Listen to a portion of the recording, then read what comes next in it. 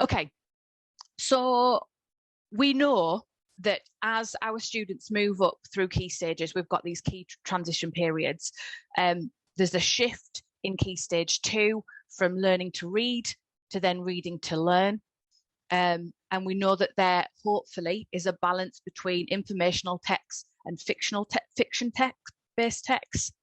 But the demand on vocabulary for our students is ever increasing. You can see here between 18 and 19 the increase, and that's only set to increase ever further as we move forward. But then there's the other transition, then through into secondary, and this pattern continues.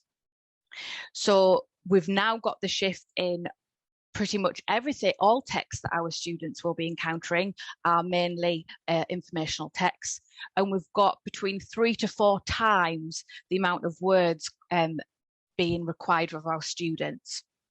And that's just in quantity, not the level of difficulty. So these emergent readers, as they're moving up, they're ill-equipped often to deal with the level of language that is then expected of them. So you can see here some of the areas that we've pulled out from GCSE and the words that they're expected to know to engage at the endpoint assessment.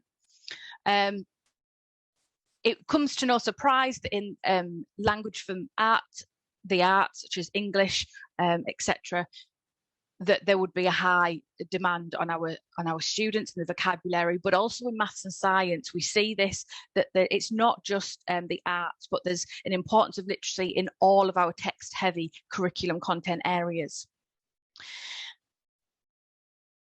Sorry to interject, just whole education, is somebody looking at the chat just whilst I'm going through? Yes, yeah, I certainly am. Yeah. Lovely. Okay.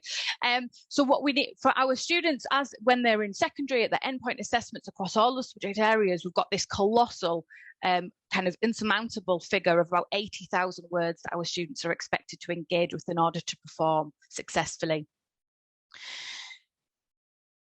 The correlation between GCSE success and reading ages is well known. We know that there's a high correlation, but our subject area is our specialism. So we're not advocating that all teachers become English teachers, nor are we advocating that all English teachers are equipped and expected to teach all literacy. That's not what we're saying. So it's quite nice in these comments by Postman back in 79 that biology is not plants and animals, it is a language about plants and animals. And astronomy is not planets and stars, it is a way of talking about planets and stars. So we need to make sure that all of our teachers across every curriculum area are prioritising vocabulary just as much as content, because that subject-specific vocabulary is our content. And if we've got students in the classroom with weak and poor vocabulary, then they're not going to be able to get to the content. The content, for all intents and purposes, is going to be invisible for them.